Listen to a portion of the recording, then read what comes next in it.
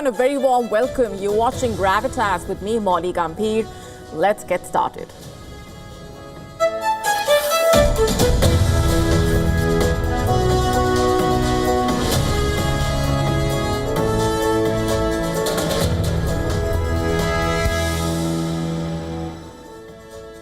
Our top story tonight on Gravitas focuses on a powerful earthquake that struck Tibet. You must have come across the headlines.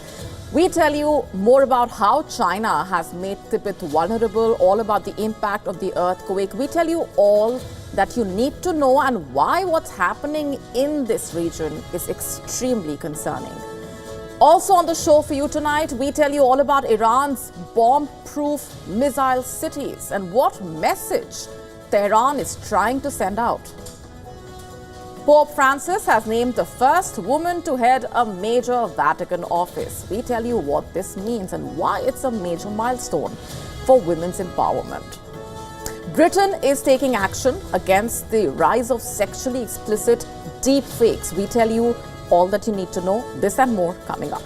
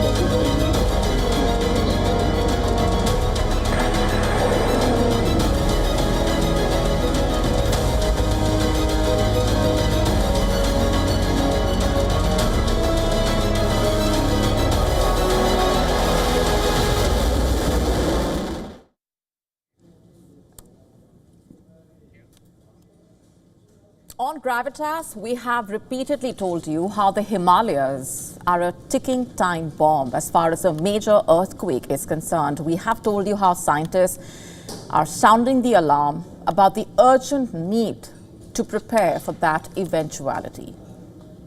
Today, this geologically volatile region was hit by a magnitude 6.8 earthquake. 6.8.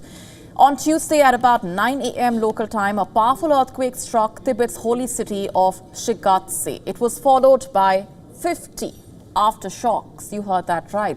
Reports indicating, in fact, that over 126 people have lost their lives as the earthquake left behind a trail of destruction in Tibet.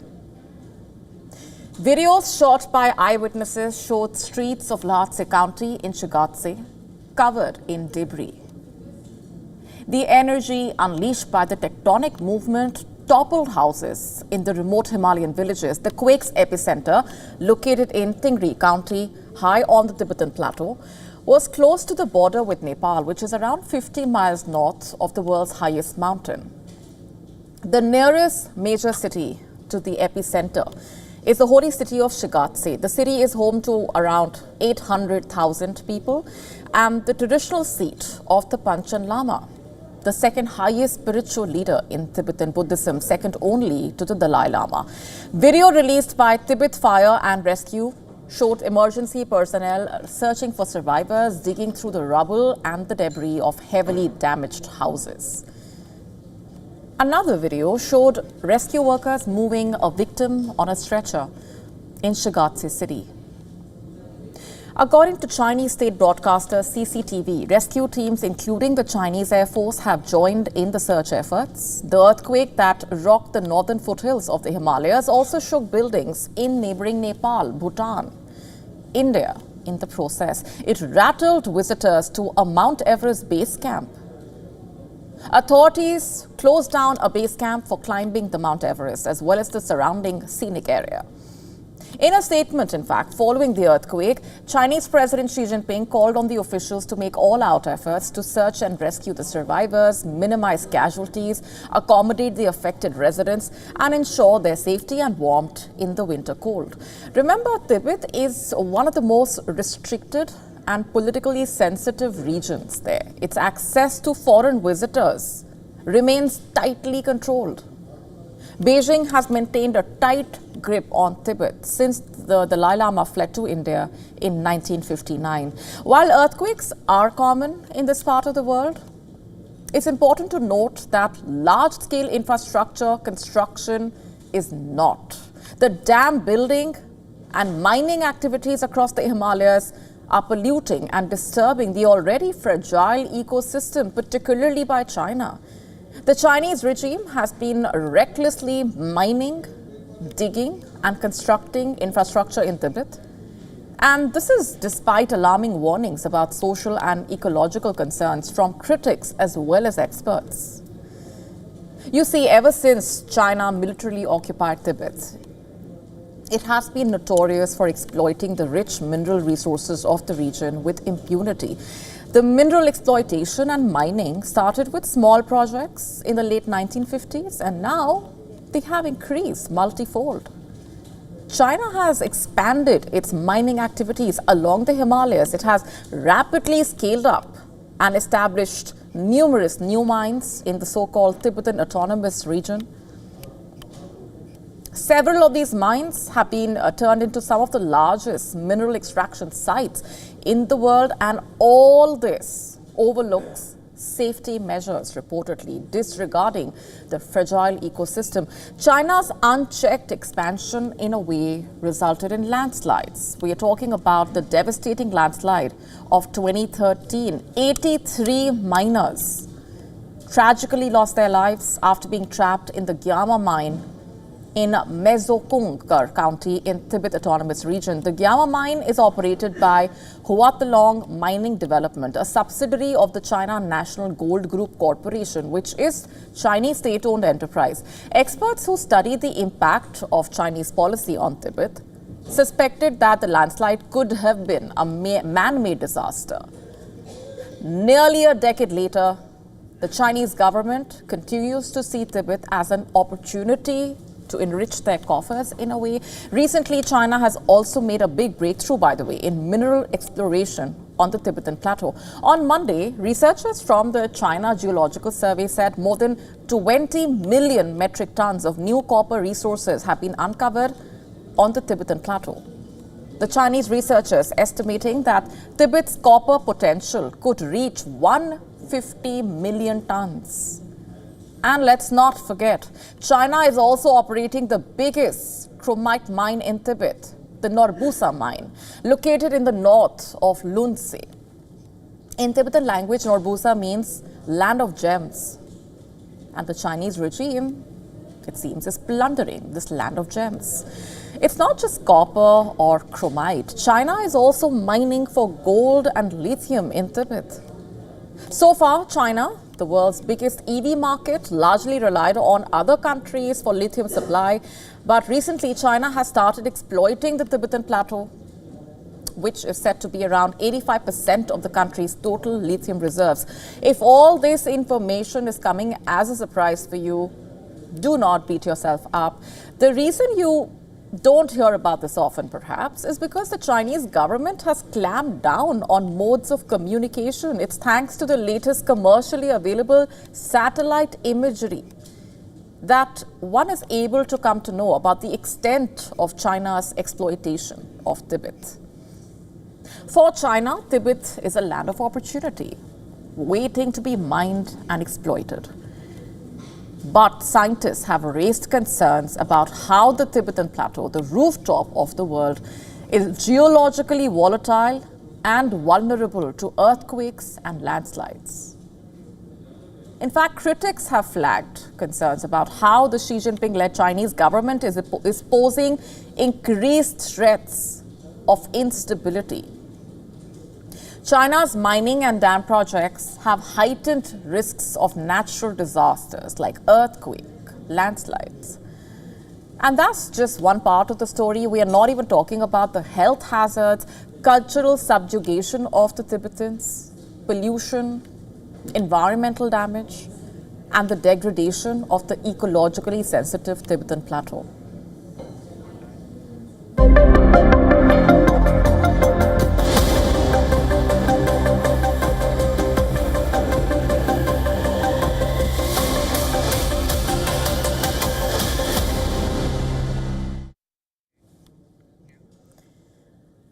Our next story is about Iran. It boasts of bomb-proof missile cities. Let me just say that again. Bomb-proof missile cities. In a development that is sure to shock Israel, Iran's Islamic Revolutionary Guard Corps, IRGC, has claimed that it will unveil two new underground missile and floating cities. IRGC saying the floating cities will be along the coasts of the Persian Gulf as well as the Sea of Oman. They will accommodate a broad range of cruise and ballistic missiles. The regime has also said that it is ready for war but will not initiate any war in the region. On Monday, IRGC spokesperson General Ali Mohammad Naimi gave details on the ongoing PM-Azam 19 military exercise and a number of other war games that will be held in the coming days. He stated that during the drills, the IRGC Aerospace Force will unveil missile and drone cities. He said that an underground city storing missiles and another facility accommodating vessels will also be unveiled in the south of Iran.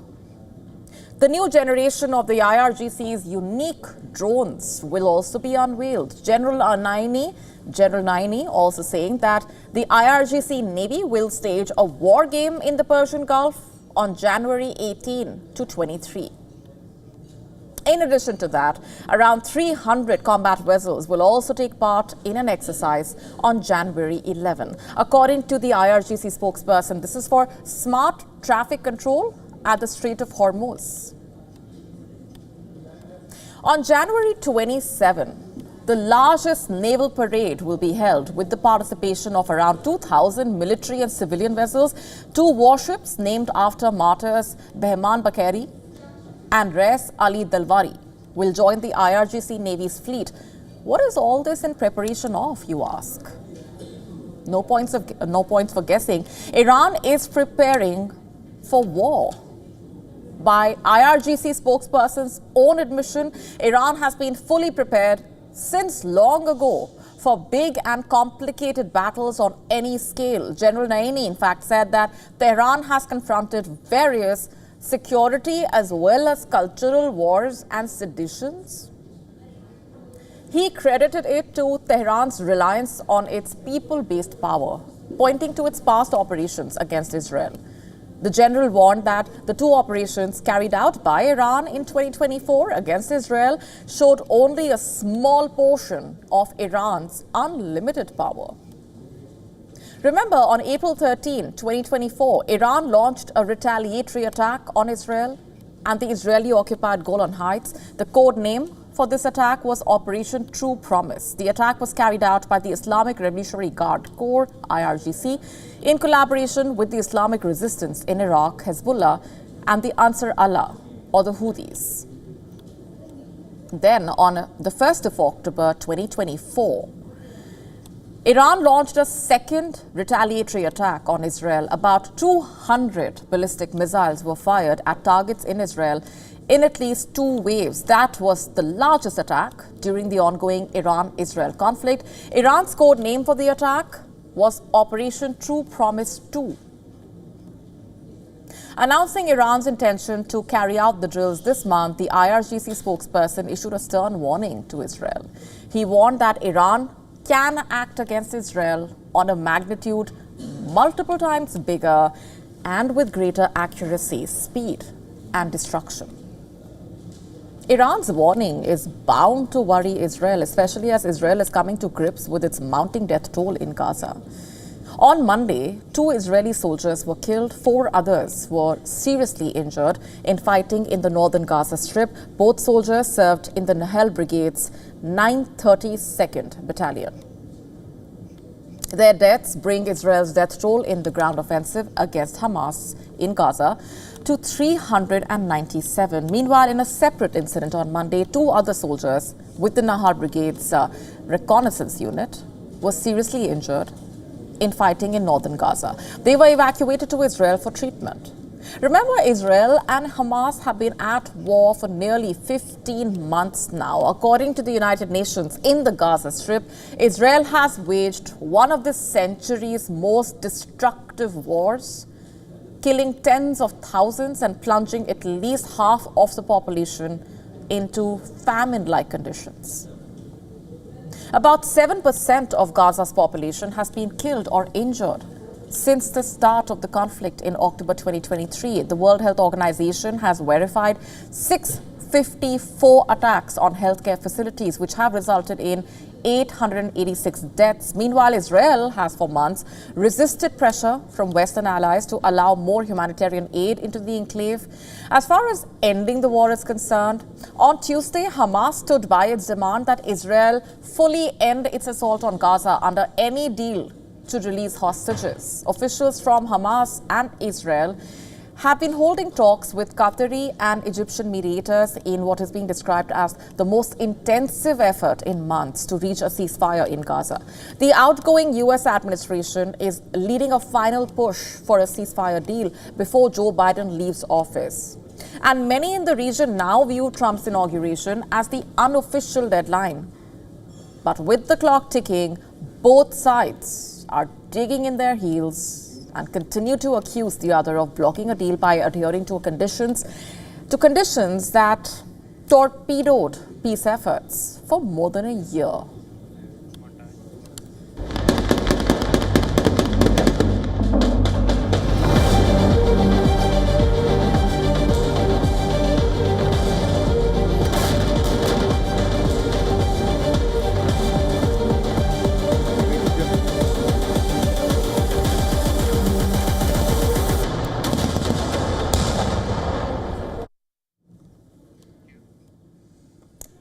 And from one conflict zone to the other.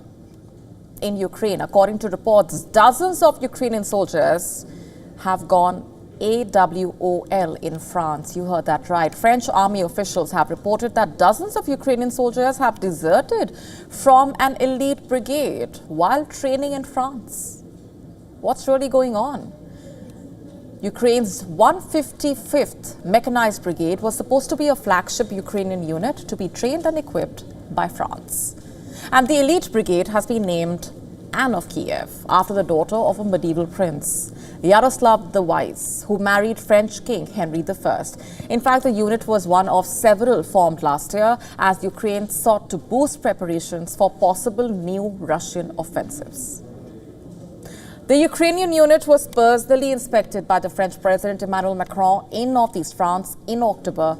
Around 2,300 of the Ukrainian soldiers have been trained in France. 2,200 more are being trained in Ukraine. So what happened to them?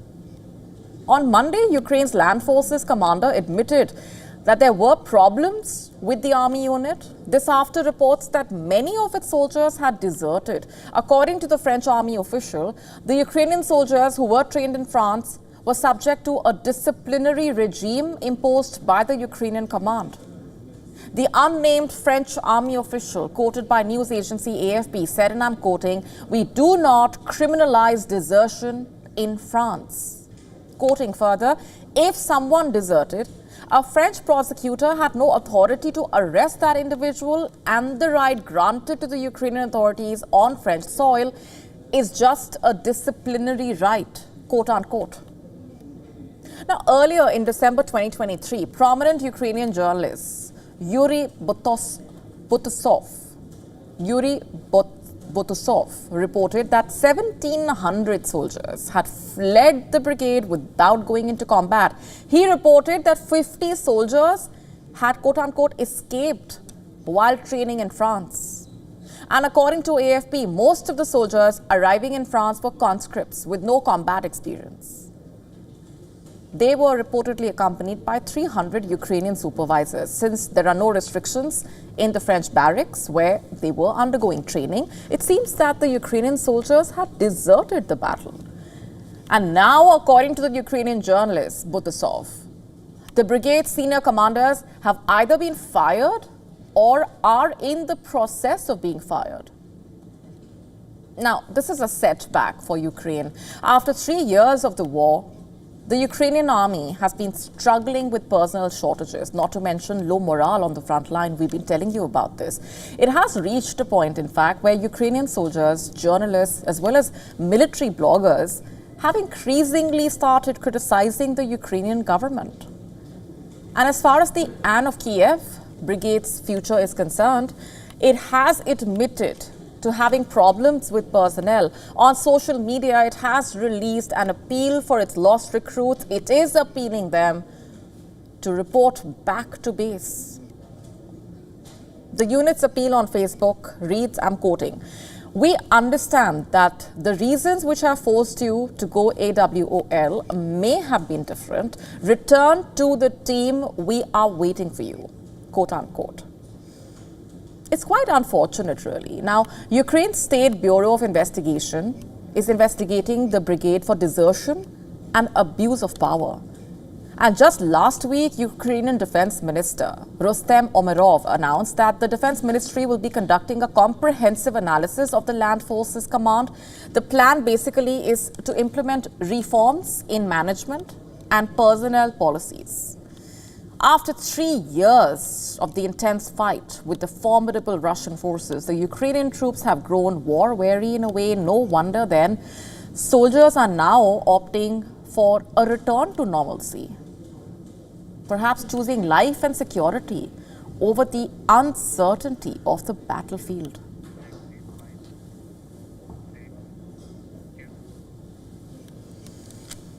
Shifting focus for now to the row between Elon Musk and Europe's top leaders, which is only escalating. French President Emmanuel Macron is the latest leader to join a growing chorus of European criticism of Musk, accusing the world's richest man of intervening directly in the continent's democratic processes. In a speech to French ambassadors, Macron said that the owner of one of the world's largest social networks was supporting a new international reactionary movement and intervening directly in elections. Not just that, Macron further stated that the SpaceX and Tesla boss was directly intervening in elections, including in Germany, where Chancellor Olaf Scholz has condemned Musk for backing an extreme right party. Listen in. Que nous défendons le droit international et l'Arménie.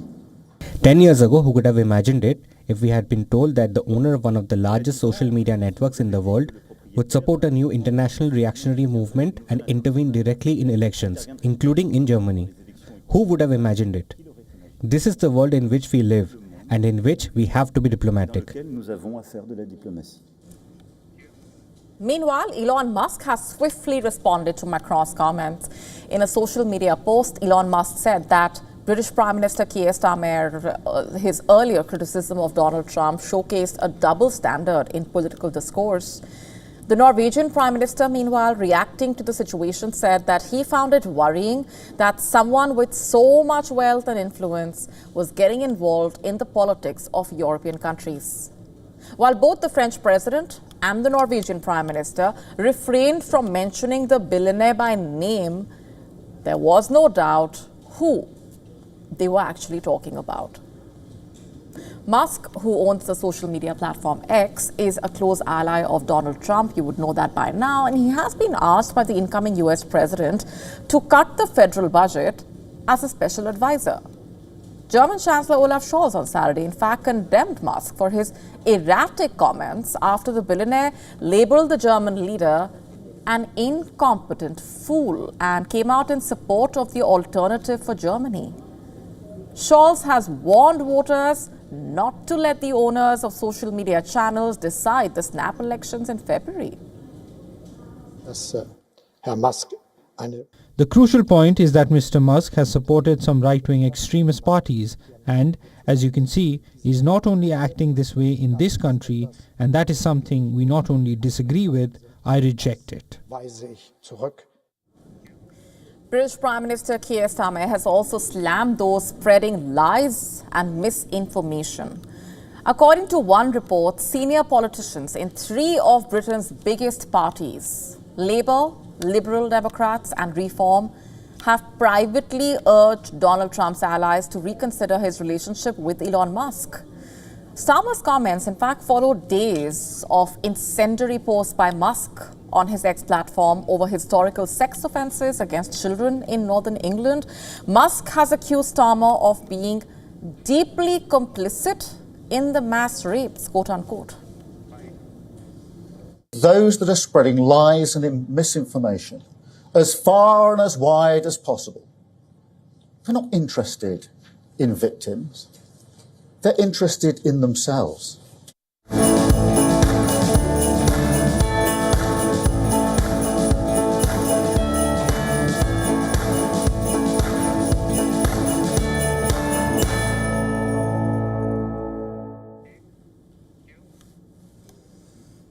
And our next story is about women's emancipation in the Vatican. Pope Francis has named the first woman to head a major Vatican office. The Pope has appointed an Italian nun to become prefect of the department responsible for all the Catholic Church's religious orders. This is a key milestone for women's empowerment. You see, the appointment marks a major step in Pope Francis's aim to give women more leadership roles in governing the Church. It is a historic move. Sister Simona Brambilla is the first woman prefect in the Vatican. Let's just tell you more about what the move really means and why it's hugely significant. You see, the office is one of the most important in the Vatican. In fact, the appointment means that a woman is now responsible for the women who do much of the Church's work, the world's 600,000 Catholic nuns, as well as the 129,000 Catholic priests who belong to religious orders. According to Thomas Groom, a senior professor of theology and religious education at Boston College, who has been quoted by AEP, it shows an openness and a new horizon for possibility. Horizon or possibility. Let's just contextualize this for you. Sister Simona Brambilla's appointment is the latest move by Pope Francis to show by example how women can take leadership roles within the Catholic hierarchy, although without allowing them to be ordained as priests. Catholic women have long complained of what's being called second-class status in an institution that basically reserves the priesthood for men. Pope Francis made Sister Simona Brambilla's appointment possible with his 2022 reform of the Holy See's founding constitution, which allowed lay people, including women, to head a diocesary and become prefects.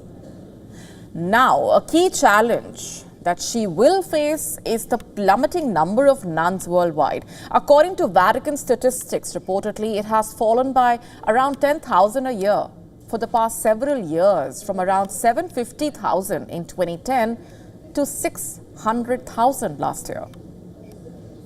While Pope Francis has upheld the ban on female priests, there has been a marked increase in the percentage of women working in the Vatican during his papacy, including in leadership positions, from 19.3% in 2013 to 23.4% today. This is as per statistics reported by the Vatican News. Among the women holding leadership positions are Sister Raffaella Petrini, the first ever female Secretary General of the Vatican City State, responsible for the territory's healthcare system, police force, and main source of revenue, the Vatican museums, which are led by a laywoman, Barbara Giutta. Another nun, Sister Alessandra Smerilli, is the number 2 in the Vatican Development Office, while several women have been appointed to under-secretary positions.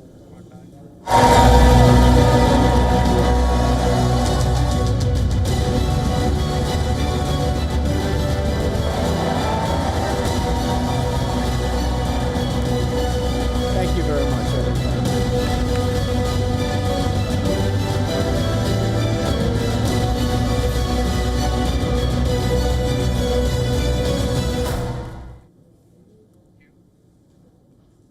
Justin Trudeau has offered to step down as Canada's Prime Minister. We told you about this last night. His move coming in the wake of repeated taunts as well by the US President-elect Donald Trump. Within hours of Trudeau making that announcement, Trump reiterated his proposal, in fact, to make Canada the 51st state of the United States. Trump has threatened to impose hefty tariffs on Canada, but Trump, in fact, is just one part of Trudeau's problems. His popularity ratings have continued to dip. The opposition has been mounting pressure. Perhaps the biggest setback for Trudeau was the lack of support from his own Liberal Party. Trump, who has had a rather rocky relation with Trudeau, even during his first time in office, has been promoting the idea of making Canada the 51st state of the US. This ever since he met with Trudeau in Mar-a-Lago after his November 5 electoral win. And since then, Trump has been repeatedly mentioning this on his social media posts several times. On his social media platform, Truth Social, Trump wrote, "Many people in Canada love being the 51st state. The United States can no longer suffer the massive trade deficits and subsidies that Canada needs to stay afloat." Justin Trudeau knew this and resigned. If Canada merged with the US, there would be no tariffs, taxes would go way down, and they would be totally secured from the threat of the Russian and Chinese ships that are constantly surrounding them. Together, what a great nation it would be, quote unquote. There you go. Trump teasing Justin Trudeau in that manner. In fact, Trump, remember, had earlier referred to Trudeau as Governor of Canada. Trump has threatened to impose 25% tariffs on Canadian imports if Ottawa is not able to stop the flow of illicit drugs and illegal migrants from its southern border with America. I think it's another grand Trump idea. But I don't think it's going to happen. It's just talk. I don't think it's going to happen.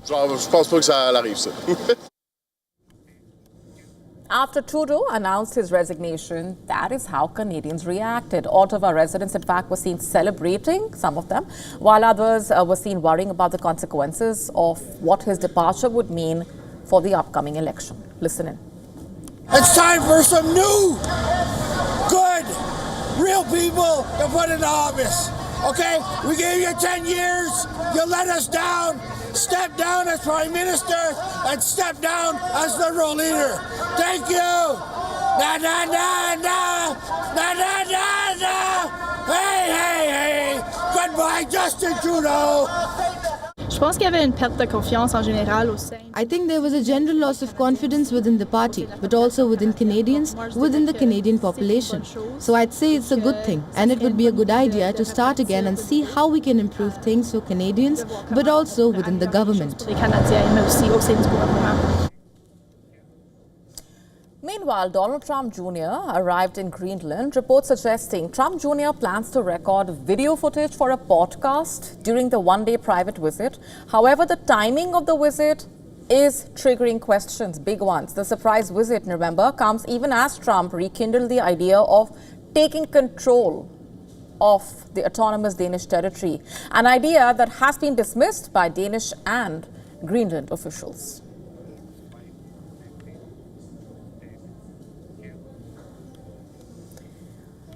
Moving on for now, several Indian miners are trapped inside a Rathole mine in Assam after water flooded the shaft. Search teams, including military divers, are working to reach the miners trapped underground. The 300-foot deep coal mine is located in Omorangso, a remote industrial town in Dima Hasao district.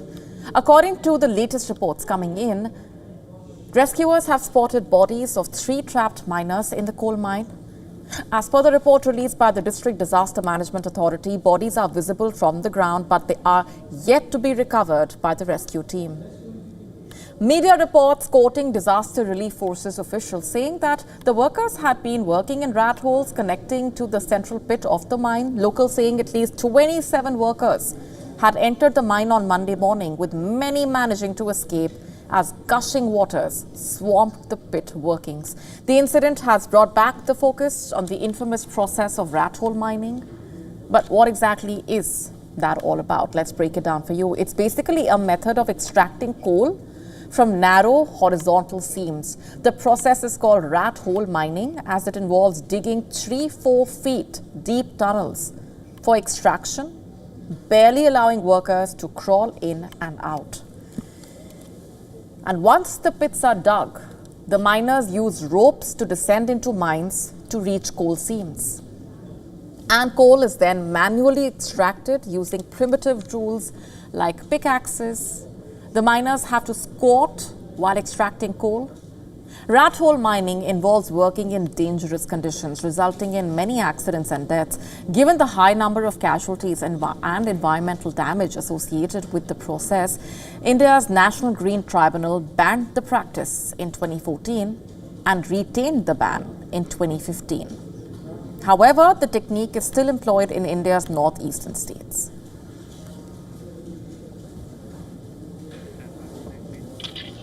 What is that?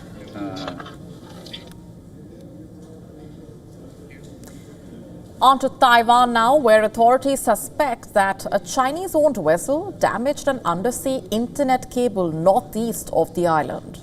On Friday, Taiwan's Coast Guard briefly detained the Cameroon-registered vessel Shunqing 39 reportedly on suspicion of it having dragged its anchor over an international subsea cable. On Tuesday, Taiwan's Coast Guard reportedly said it was collating evidence and referring the case to Taiwan's District Prosecutor's Office for investigation. It also said it had asked for assistance from the ship's destination port of Busan in South Korea.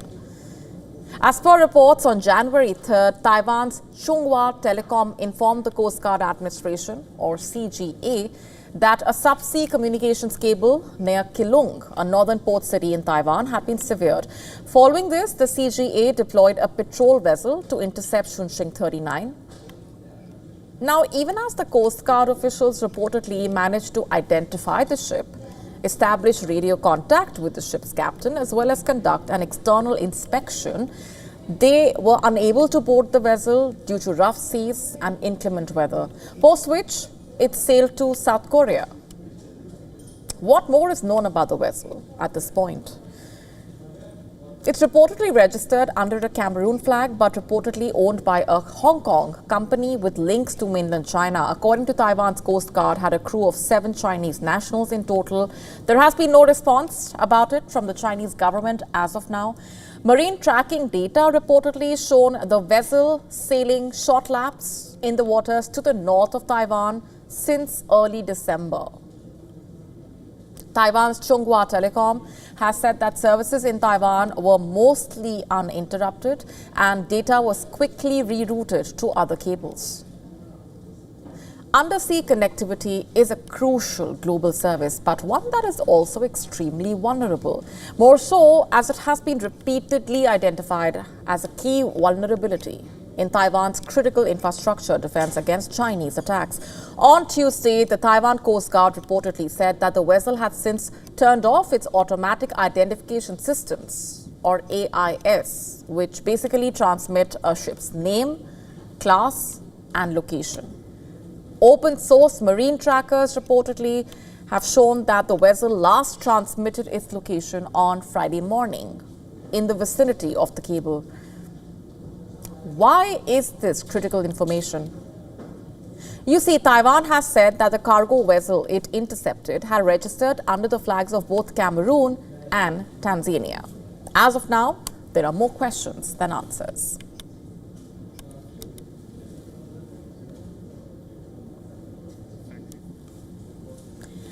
The United States has recorded its first human death linked to bird flu. The Louisiana Department of Health has confirmed about the death of a patient from the H5N1 virus. According to the CDC, the Louisiana patient had been hospitalized since mid-December with underlying medical conditions. It claimed that the genetic sequencing of the H5N1 virus from the Louisiana patient was different from the version detected in many dairy herds around the country.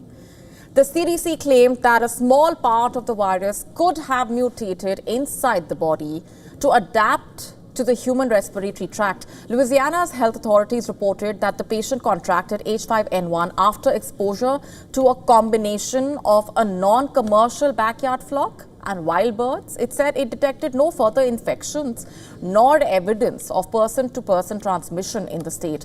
The authorities have warned, in fact, that while the current public health risk remains low, people who work with birds, poultry and cows are at higher risk of contracting the disease. According to reports, humans can contract bird flu if they come in close contact with the infected animal or birds. According to the CDC, humans can also get infected if they inhale the virus in droplets or dust from the infected animals or touch a contaminated surface. The incident coming just days after the US federal government awarded an additional $306 million to bolster avian flu surveillance programs and research, amid concerns that the virus could mutate into a more transmissible form and trigger a deadly pandemic. Avian flu was first detected in 1996. But since 2020, the number of outbreaks among bird flocks exploded. Since the beginning of 2024, the CDC has recorded 66 cases of bird flu in humans in the United States. The World Health Organization has recorded over 950 bird flu cases in humans since 2003 in 24 countries, resulting in numerous deaths. A large number of these cases were reported in China and Vietnam.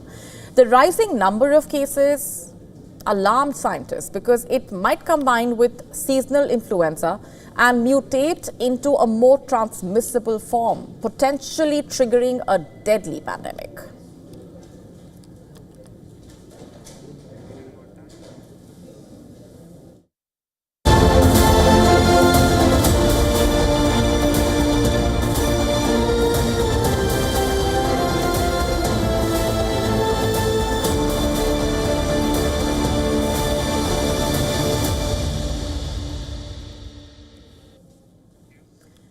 Bracing for rainfall, dozens of Japanese protesters gathered in front of Japan's Ministry of Defense. They are rallying against the planned relocation of a U.S. air base to Henoko and are also demanding an end to U.S. military bases in the prefecture. Okinawa accounts for less than 1% of Japan's total landmass and hosts 70% of U.S. military bases in the country. According to official statistics, from 1972 to 2023, U.S. soldiers stationed on the southern island of Okinawa and their dependents were involved in around 6,200 criminal cases, including murder, rape, robbery, and other crimes. In August 2024, the Japanese government and the U.S. Marine Corps agreed to begin building the Henoko base to replace the Futenma Air Base in the heavily populated Jinowan, despite the significant objections of Okinawan residents and the local administration, citing worries about the degradation of the marine environment and the dangers to peace of Okinawa Prefecture. Protesters called on the Japanese government to immediately halt the land reclamation project in Orabe of the Henoko area. Militarizing Okinawa Prefecture is what the Japanese and U.S. governments are doing. Okinawa's Urabe boasts rich natural resources and diverse marine life. The construction of the military base has seriously harmed the marine environment, impairing both the region's ecological balance and its peace. For these reasons, I am strongly opposed to it.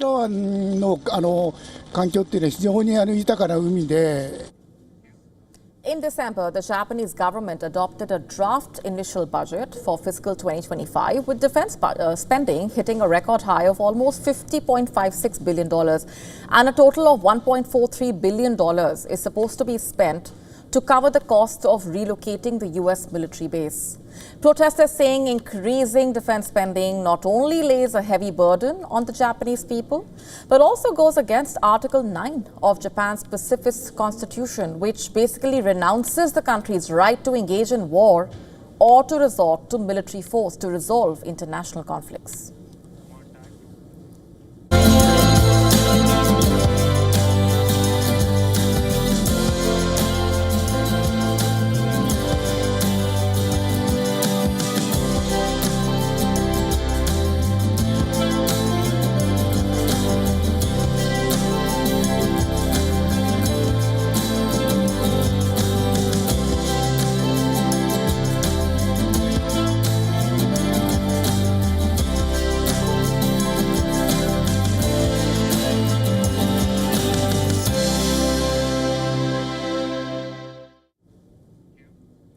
Let me now ask you a question. What's your New Year tradition?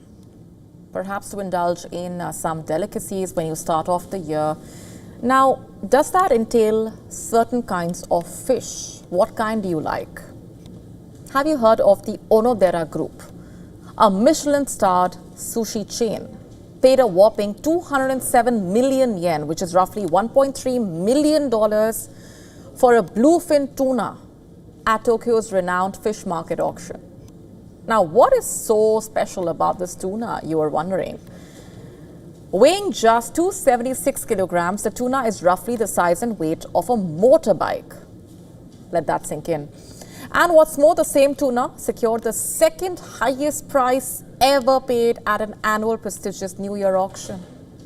Let's just tell you more about what really happened. On the 5th of January, Tokyo's prestigious Toyosu fish market, widely considered the world's largest seafood market, held its annual New Year auction.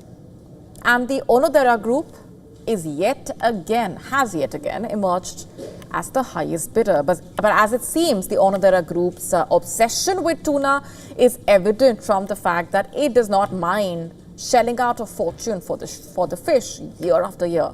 As reports suggest that the same group paid top price at this auction for 5 consecutive years. Just last year, in 2024, the group spent a total of 114 million yen for the top tuna. As per the BBC, the Onodera Group also saying that the tuna would be served at its Michelin-starred restaurants across Japan. However, none of this beats the most expensive sale which took place in 2019 when Kiyoshi Kimura, a popular Japanese sushi restaurant owner, forked out 333.6 million yen for a 278-kilo bluefin tuna, considered record-breaking in Japan's history. Among all tunas, bluefin tuna is the largest and could also be very expensive. Not just that, it's often used in dishes like sushi and sashimi and can be used in a lot of preparations as well to throw a feast. Reports suggesting it's also the sale of fish like this that sustains Japan's fishing industry. And what's more, during the COVID-19 pandemic, the New Year tunas commanded only a fraction of their usual top prices as the public was discouraged from dining out and restaurants had limited operations. Hence, the motorbike-sized tuna sale is a bold affirmation of the fact that the demand for the fish is back with a bang. And everyone in Japan wants a slice, it seems. The incoming First Lady of the United States, Melania Trump, will be the subject of a new documentary directed by Brett Ratner. Amazon Prime Video, in fact, has already received the distribution rights for the project. The streaming arm of the tech giant got exclusive licensing rights for a streaming and theatrical release later this year. Filming is already underway for the documentary. The company said in a statement that the documentary will be giving viewers an unprecedented behind-the-scenes look at Melania Trump and also promised a truly unique story. The former and now future First Lady also released a self-titled memoir in 2024, remember?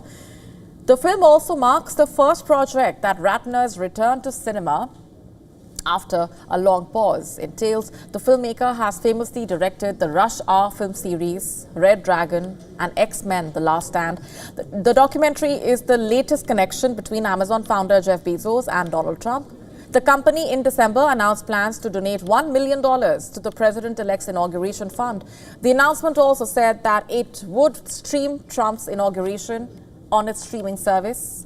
Trump and Bezos have been at odds in the past. During his first term, Trump criticized Amazon and rallied against the political coverage at the newspaper company, which also is owned by Bezos. But he struck a more conciliatory tone recently as Amazon and other tech companies seek to improve their relationship with the incoming president. In December, Bezos had said that he was optimistic about Trump's second term.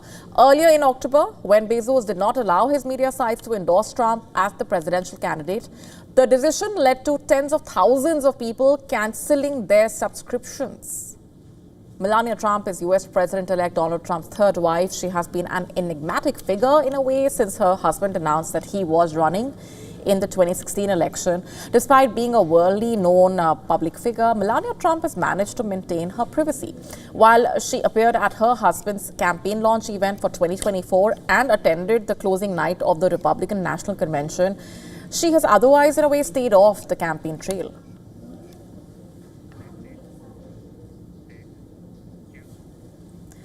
Orthodox Christians around the world marked Epiphany, the Feast of Epiphany, also known as the Three Kings Day. It's a celebration marking the visit of the three wise men to the infant Jesus.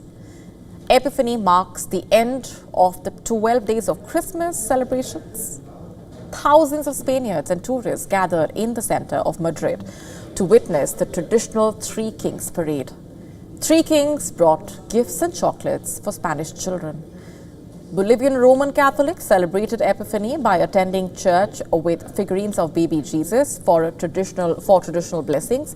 The participants gathered at the historic San Francisco Church in La Paz, donning these dolls in satin and gold embroidered clothing.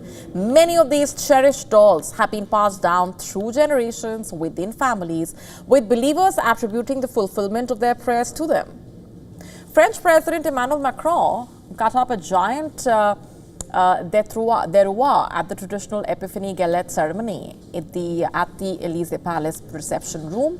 Mexicans shared huge Three Kings cake to celebrate the Epiphany. Believers devoured the 400-meter Three Kings cake as part of the celebrations. In Istanbul, Orthodox community marked Epiphany with a traditional plunge into the sea to retrieve a wooden cross at the Golden Horn. In war-torn Ukraine, meanwhile, dozens of residents gathered in Kiev to celebrate Epiphany. Locals first gathered at a church near the riverbank in the Ukrainian capital, where priests conducted a service and sprinkled faithful holy water, with some even braving the cold and taking a chilly dip in the river as part of the festivities. In Bulgaria, young men plunged into rivers and lakes across the country to retrieve crucifixes tossed by priests in ceremonies commemorating the baptism of Jesus Christ. It recalls the visit of three wise men to the infant Jesus. Eastern traditions calling it Theophany, and they focus on the baptism of Jesus by John the Baptist. Orthodox Christians also know it as the baptism of Christ. The Bright Star of Bethlehem group paraded through the streets of Rio to celebrate Three Kings Day, blending Afro-Brazilian culture with traditional Catholic symbols of the annual religious holiday.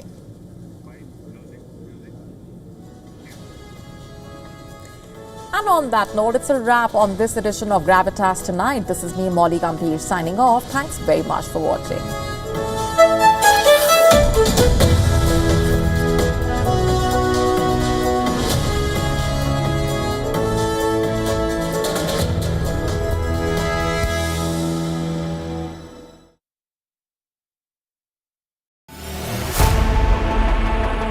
Know more, understand better, think ahead.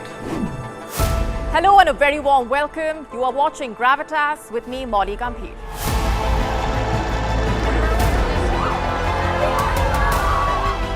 Get the facts, not the bombast. On the 26th of March, dynamic pricing, Baloch separatists, Gravitas cuts out the clutter. Gravitas keeps calm when others scream. Gravitas brings news to life.